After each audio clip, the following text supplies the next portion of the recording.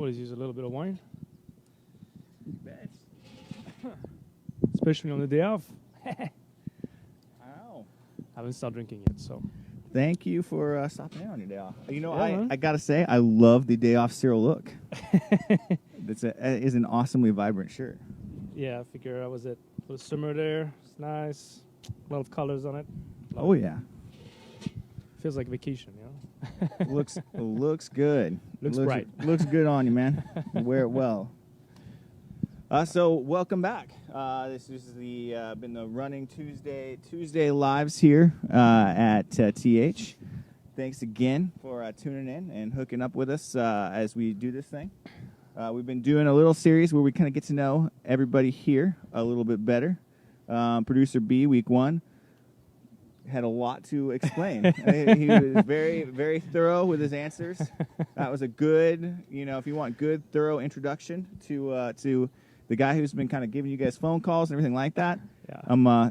Check it out. Last week was Will, who was very succinct. The opposite The end. opposite spectrum. Yeah, for sure. Today, I think we'll land in a nice, comfortable middle, where you're not going to have me ad-lib too many things at the tail end of that. But been looking forward to it. We're joined today by our Vineyard supervisor and our as well as host extraordinaire here, Cyril Pujadas. Yeah. Yes, Pujadas. Yeah. Pujadas. Gotcha. I go with the French pronunciation on it, but yeah, it is sorry, a Spanish name, so I won't take any offense on that. I can't help it but go the Spanish direction, unfortunately. As much as I'd like to pretend that I could take it the French direction, I won't. Thanks for hopping out. Yeah, absolutely. Always a pleasure, and it's good to be here anyway. So we'll start nice and easy, the way we've kind of been starting up with everybody. What have you been up to? What are you doing here? Well, we've been pretty busy actually in the tasting room. So since we reopened, so that takes quite a bit of our time, I think, of all of us. Oh yeah. As far as the vineyard goes, we just had a couple of days there where we started leafing some of the canopies there, trying to make some room, some airflow, especially in the semi-high density blocks that we have, the Syrah and the Grenache beyond the hill. So I think that's going to work out pretty good on the longer term there, trying to get more color, trying to get more sun exposure as well on the fruit there. So they should have been done today, so we'll check out that later on. They moved through pretty well. Nice. Yeah, and it's looking really nice back there. Doing a great job.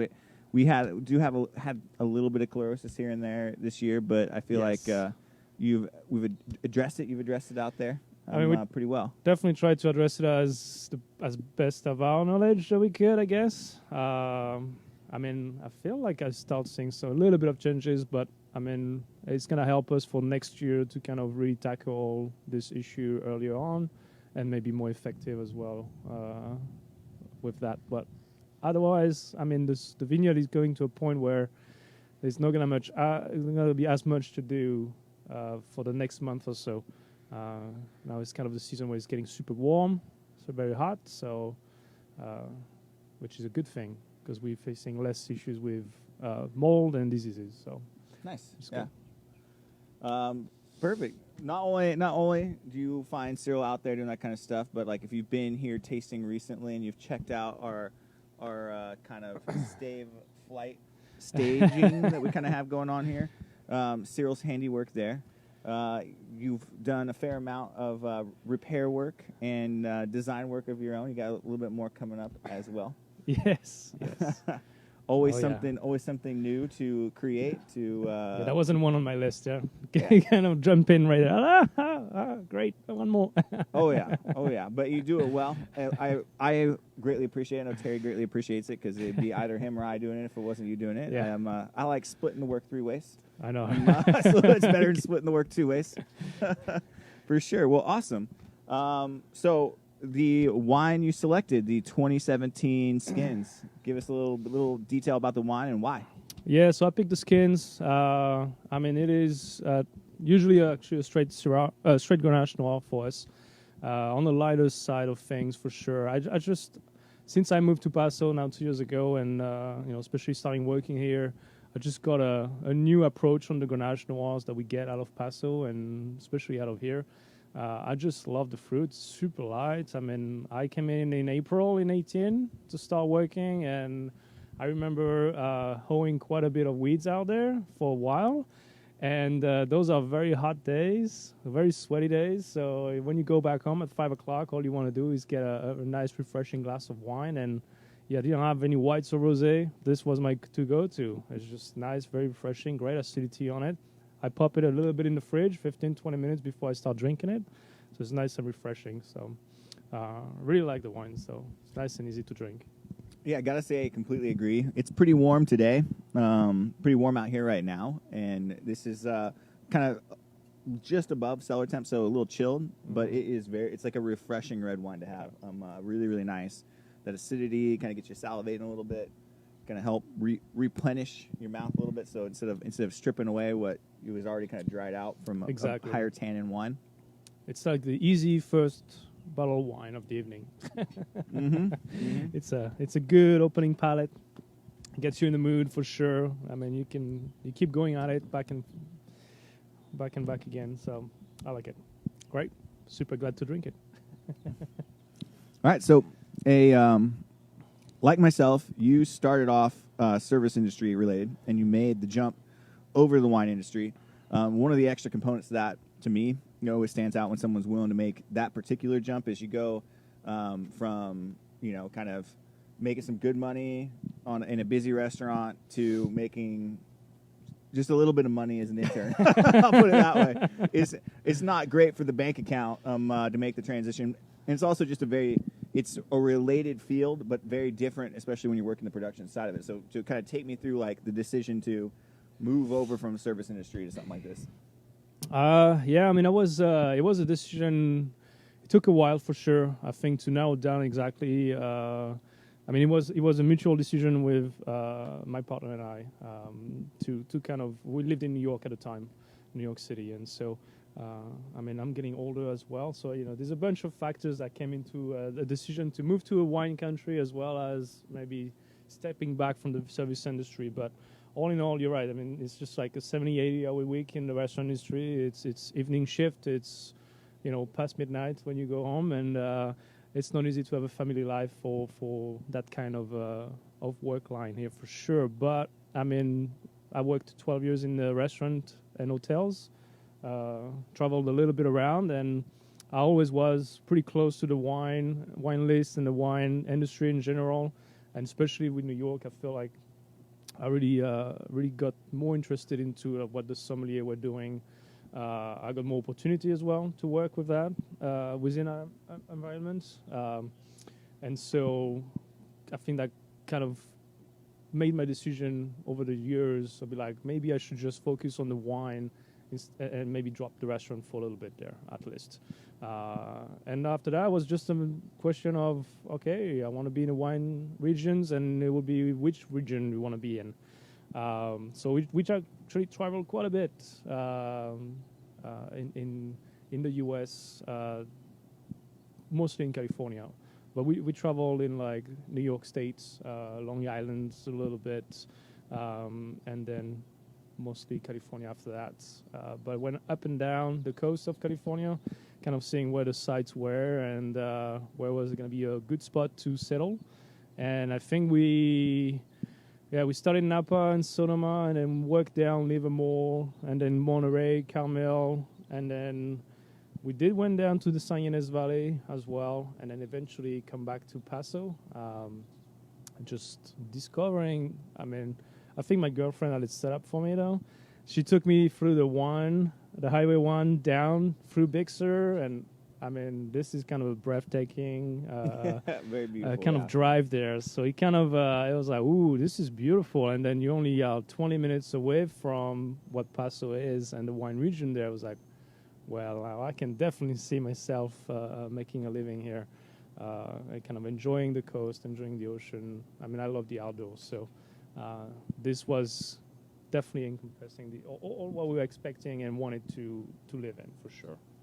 Yeah, it's still able to kind of get your foot in the door around here and not cost you too much. That is true. There's other regions I feel like are a little more closed up now.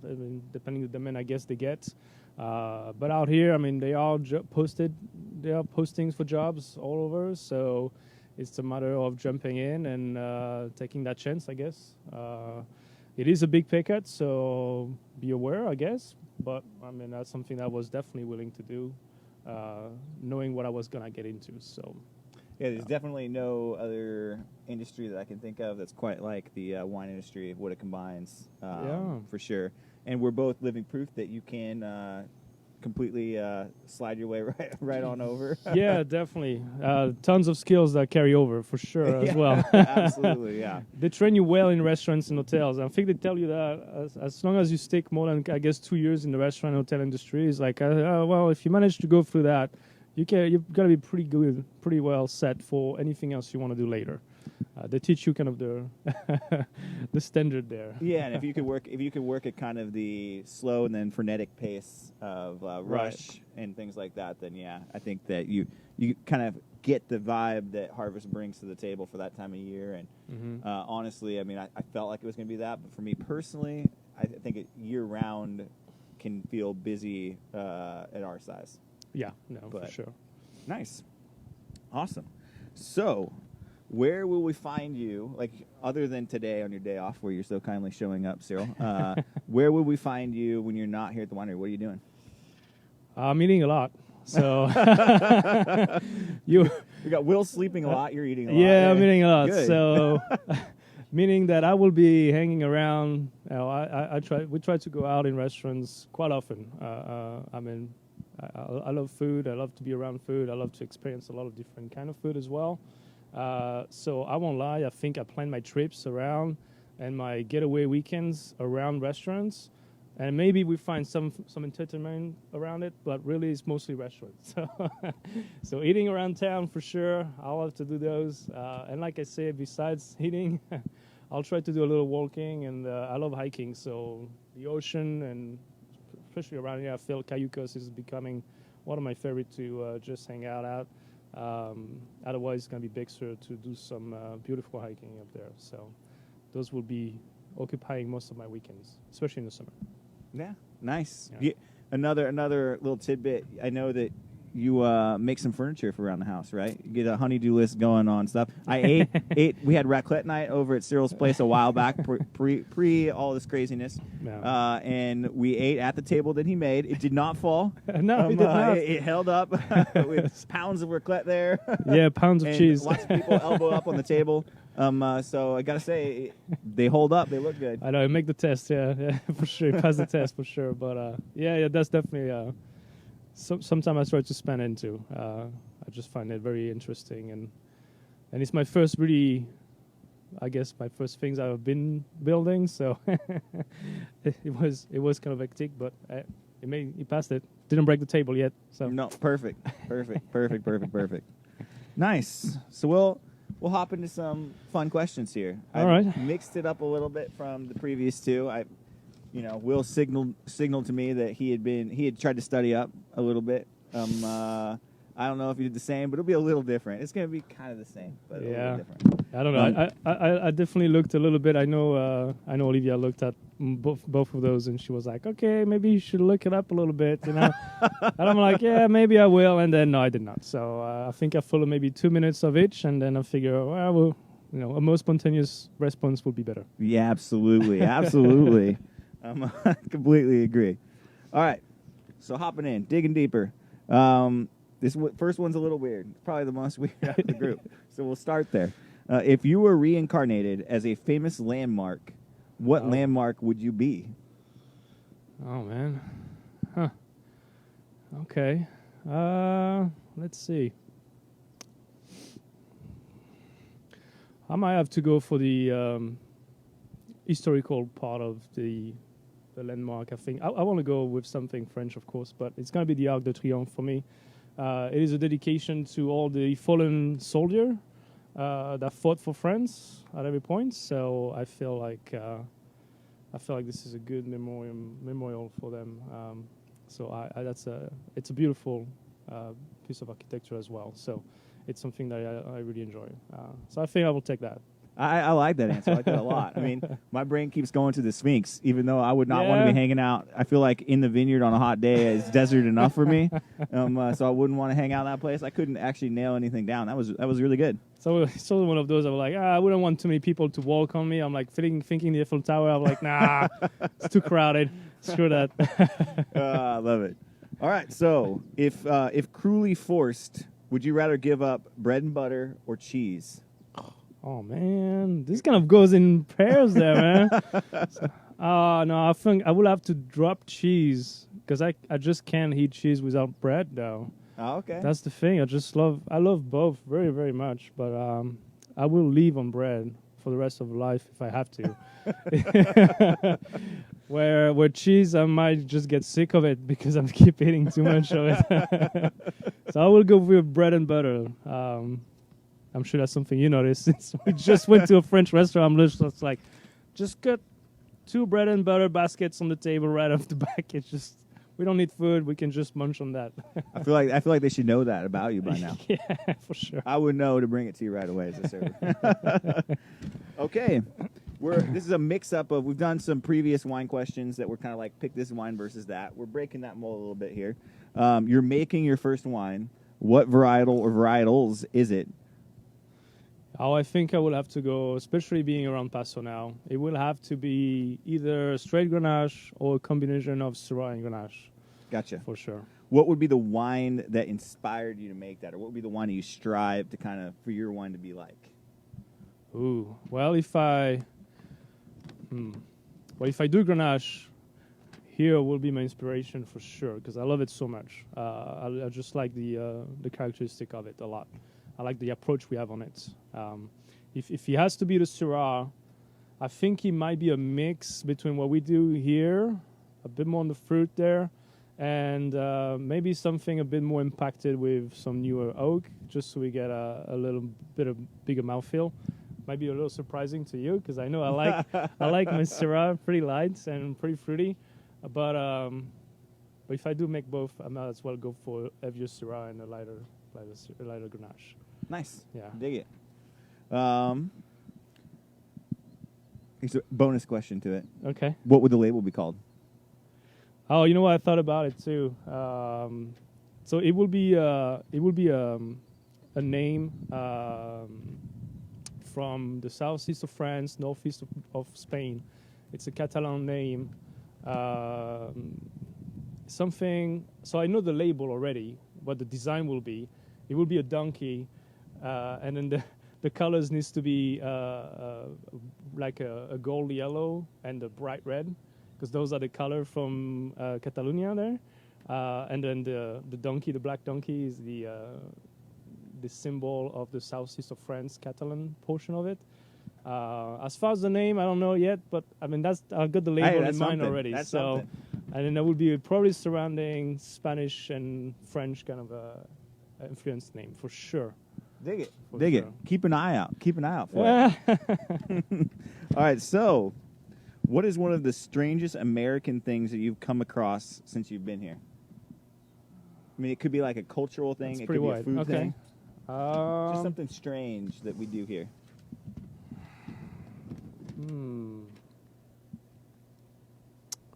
Man, there's quite a few. Huh?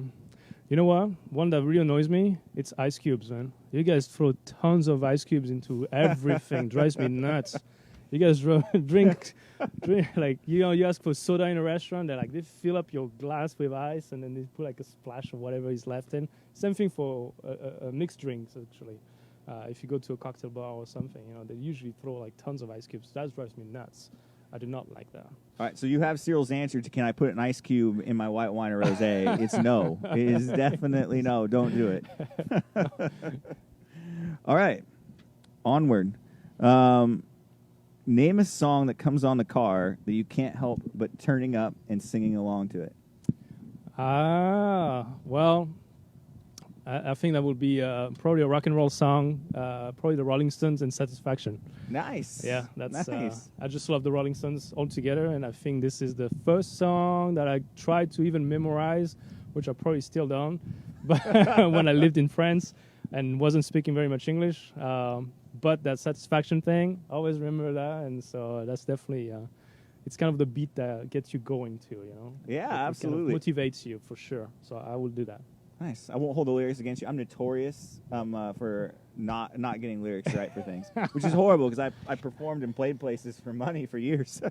I will mumble. Yeah, you don't know if it was coming from me, it could have been the right lyrics. It might not have been the right lyrics. Either way, hopefully it was enjoyable.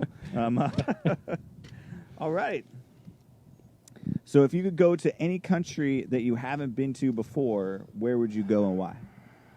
Oh well, we have a couple of bucket list country we haven't tried yet, and we want to travel to. But I think it's gonna be South America. The next trip we take, Olivia and I, and kind of explore a little bit. We want to bundle a couple, but if anything, I think I want to do Peru quite a lot. I think Peru seems amazing, and I heard a lot about the food. I actually met a couple of Peruvian guys when I worked in New York. I think Peru is one of them.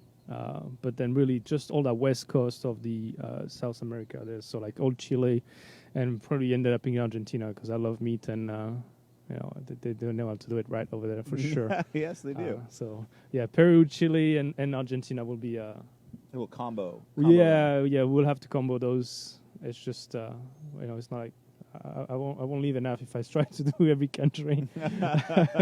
I can only travel every couple of years, so really it's just kind of a matter of picking and choosing there. But I feel like on a 2 weeks period you can probably break it down a little bit and I think so. And see what you really want to see within those. So yeah, I like that answer. Have you been to Mistura?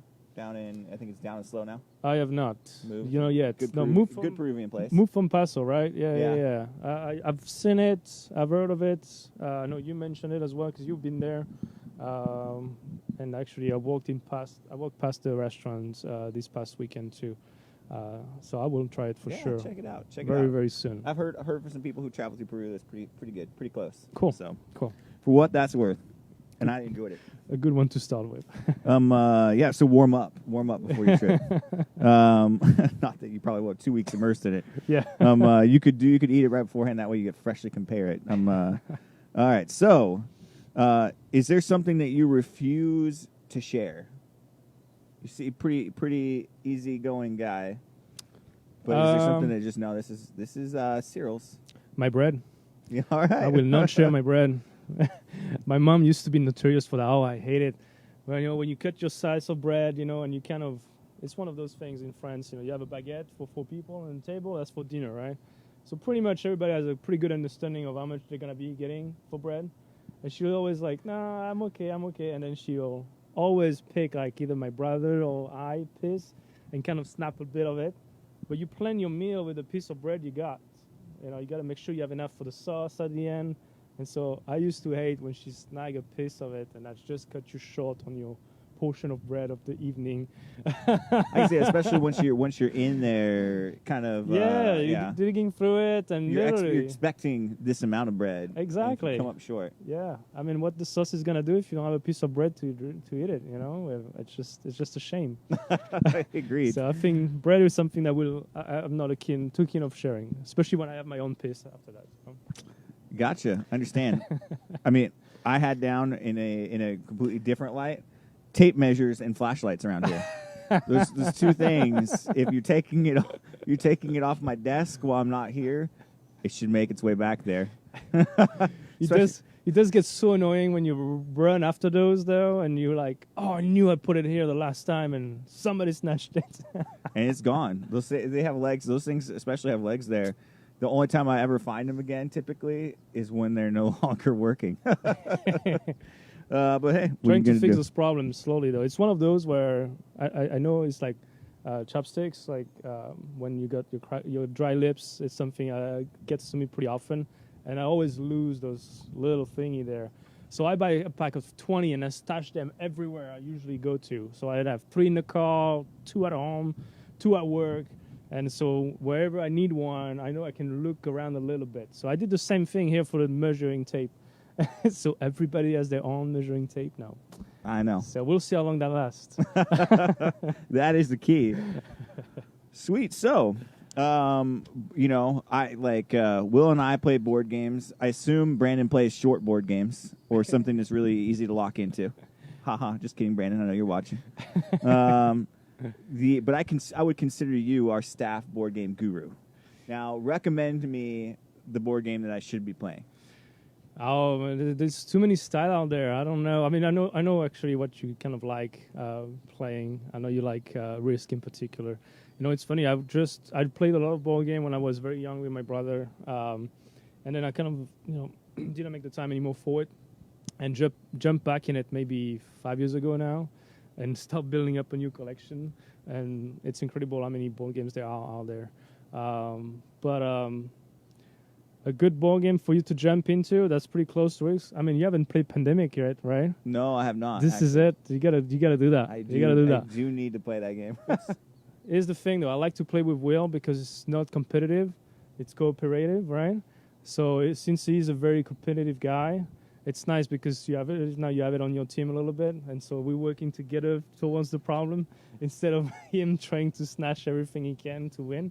So I can see you liking that game for sure. For sure. I can't. I have to be honest. If I was probably playing with Will, I might just tank it. Even though the other half of me, the larger portion of me, is also competitive and a completionist. It would be a very tempting thing to just drag it down a little bit. It'd be very entertaining for me, watching both of you going at each other. There's no way we can stop it. No. Awesome. I like that answer. That is a game that it's definitely been on my list of games to play. So we'll make that happen at some point in time. Speaking of satisfaction earlier, what part of your job here, or like what task that you complete, gives you the biggest sense of satisfaction? I got to pick one. There are multiple ones that make me happy. It's just one of those days trying to... I don't know. There's so many things in the vineyard that when you look at it and when you finally it takes so much time to get anything accomplished out there because everything is a few acres that needs to be done. So when you finally step back away, it's very, very rewarding to see the work that's been done and put into, for sure. But I can see that happening. What we went through in the spring and everything. Being trained and prepped for the season in the vineyard was very rewarding when everything was done.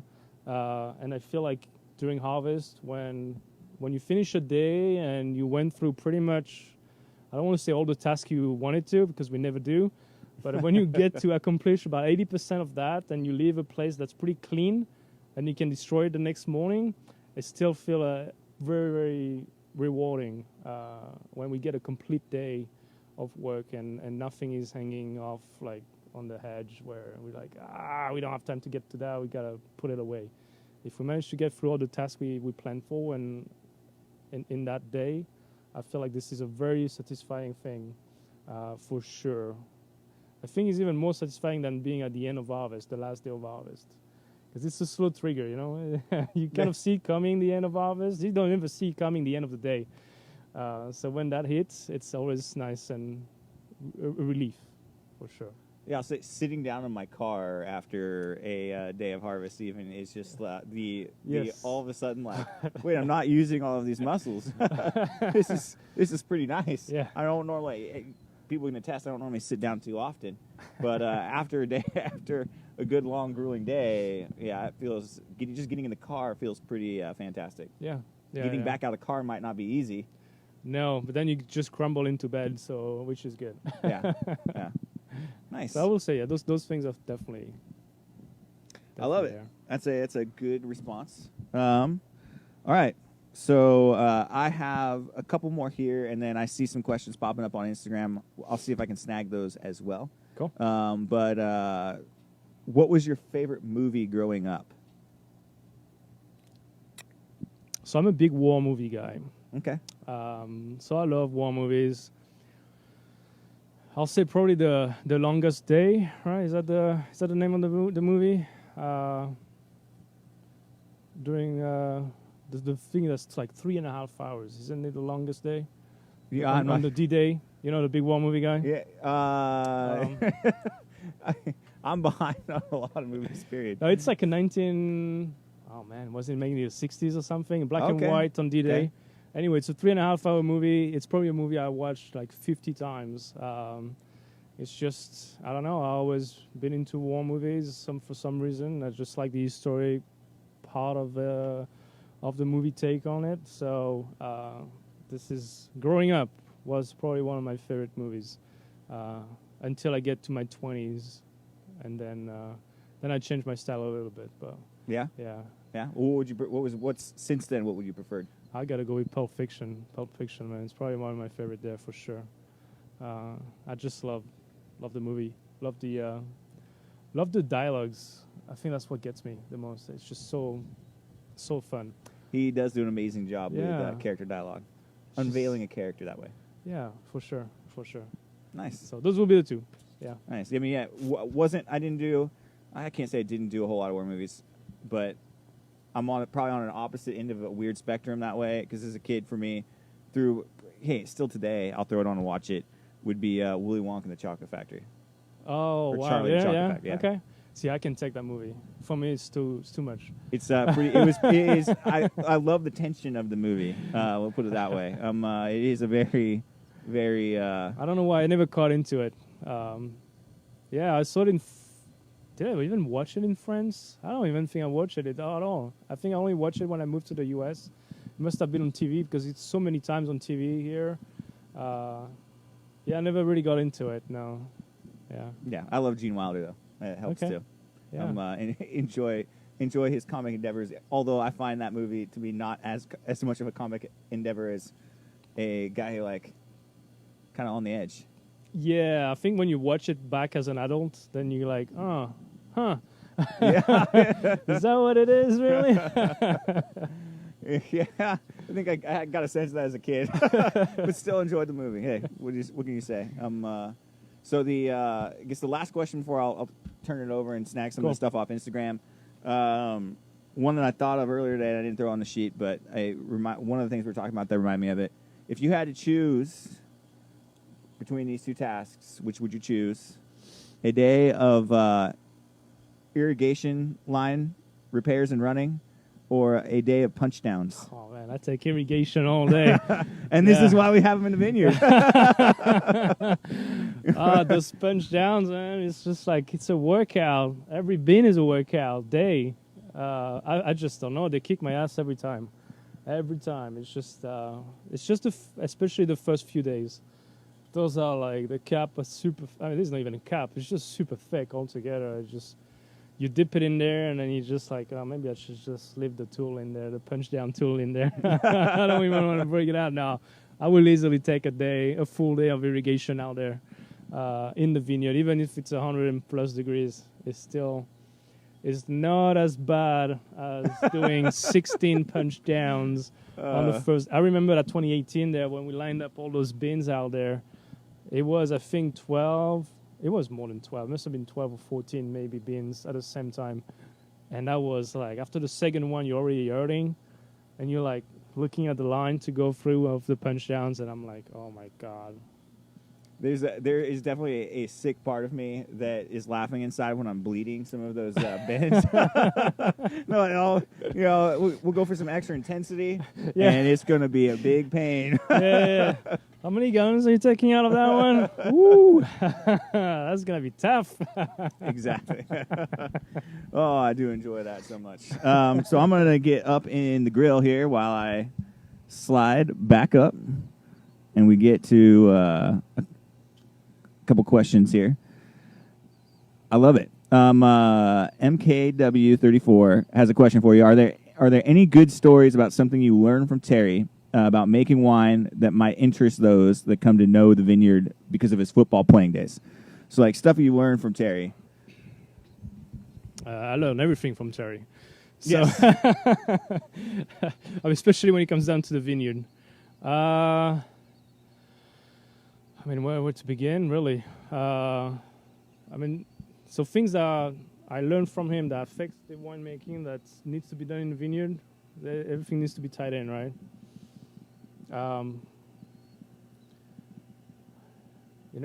It's interesting because I learned a lot from you too.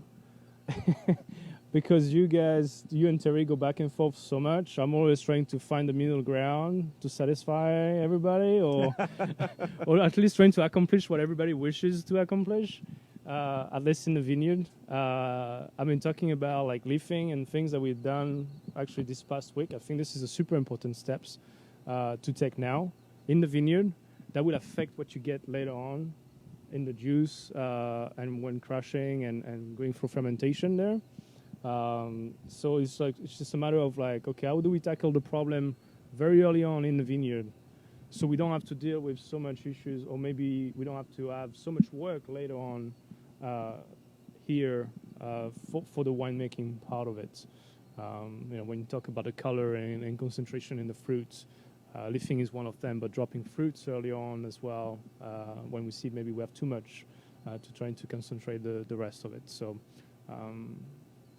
I think I'm still learning a lot, trying to find that balance of where do we need to be in the vineyard to make it easier later on, because I'm doing both. So if I can alleviate a little bit of work here on the crush pad by doing it in the vineyard, I think I like that approach a lot. Oh, absolutely, yeah. Absolutely. I will say, kind of on a parallel to Terry's football career, yes, I think he's taken up a lot of. He's played professionally and played on high-level teams for, 4 years in college, and then 13, 14 years pro. Yeah. A long time. And in that time frame, he's been around a lot of different types of leaders. He's been around a lot of different types of teams and team dynamics. And he takes that experience and implements it here for our winery team. It is really... Sure. We really are built like a team, and there's no, everybody has their day, everybody has their moment, where they get to step out and you get your recognition for stuff. But it is really more so about the team, how the team works together, and then also I'll never forget first harvest here.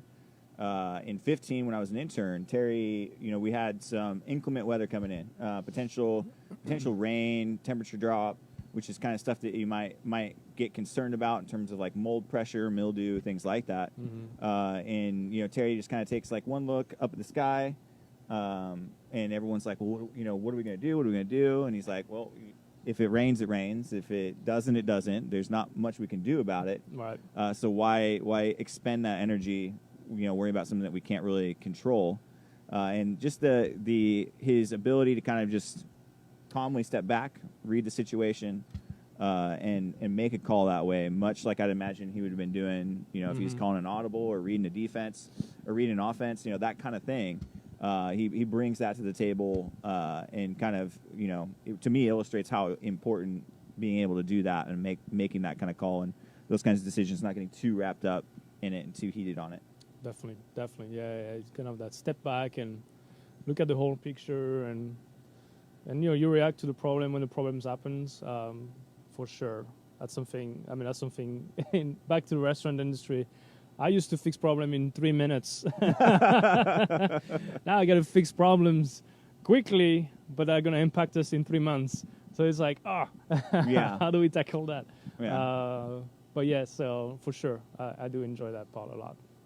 Nice. And it's very rewarding. I think, like you say, it's just a rewarding thing as a team when you finish, the year and you look over what we accomplished, and we can look at, everybody what they've done and help the business to move forward. I think this is very, very appealing to me, at least, to see what we managed to do this year and how we accomplished it, and trying to see, okay, we're already thinking of next year now. Yeah. And how to do it even better. Absolutely. Always, what's our next step? Yeah, for sure. Let's see. I think maybe there's one more, maybe there's not. I think we're good. Lots of oohs and ahs. You must have been giving some really good responses, Cyril. It's all about the shirt. Love it. All right. Cool. Well, without any further questions, I think I can let this guy go back about his day off. Thanks again for coming in. Thanks again for picking that 17 skins. That is tasting fantastic right now. Very good. Yeah. Yeah, thank you very much for having me, and I'll be back on Thursday. If you want to see more of me, I'll be there from Thursday through Mondays. But yeah, absolutely. I mean, it's the fun part of it. I think being so small of a team, if you drop by and do a tasting or even say hi, you get to meet all of us here on the weekends. Absolutely.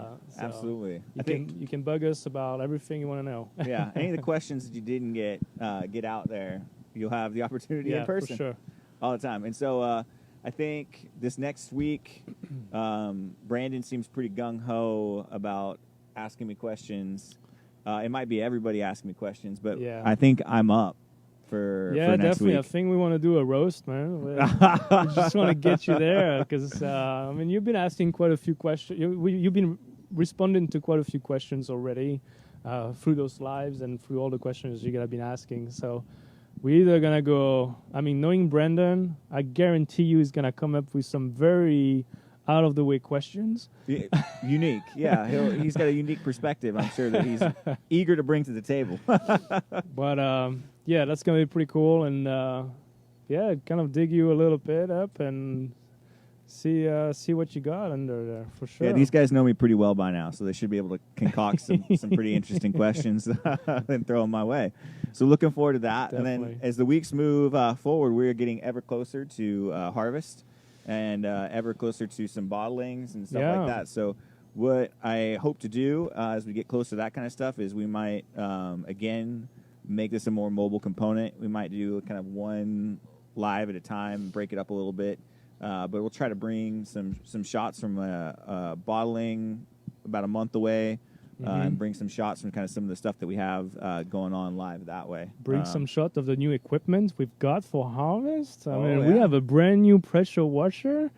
We have a brand new battery for the forklift. I think we gotta give this forklift a name though. Samson is the name. Samson gets everybody lifted around here. Yeah. So he's got a brand new heart there. Yes, heart surgery for Samson has been. It's been a godsend. That thing is cooking. We're doing donuts out here on the crush pad with it. Then we're gonna have to pressure wash later. with the pressure washer. Exactly. It's what we use both of those things for. Nothing else. It's pretty exciting. But it feels like harvest is coming for sure. That's usually this time of the year where we gotta do the last few investment there, so they get us through. And but yeah, it's gonna start getting pretty busy for sure. Absolutely. So some stuff to look forward to that way. Keep an eye posted for on our events page for the Facebooks where we'll keep loading these up. Try to get them out a couple weeks in advance. And then we also might be throwing in some fun flights on some weekends, and we'll throw that on the events page as well. Maybe some unique flights. This last week we did a little red, white, and blue theme. Put out a 14 edge there. That was really good. Really good. Dug into the library a little bit. Got that out, which was fantastic to do. Featured a little different white wine, some Grenache Blanc, which was tasting fantastic. So keep an eye out for that as well. And once again, thanks for all the support. Means the world to us here. Yes. Take care, you guys. Thank you very much. See you around.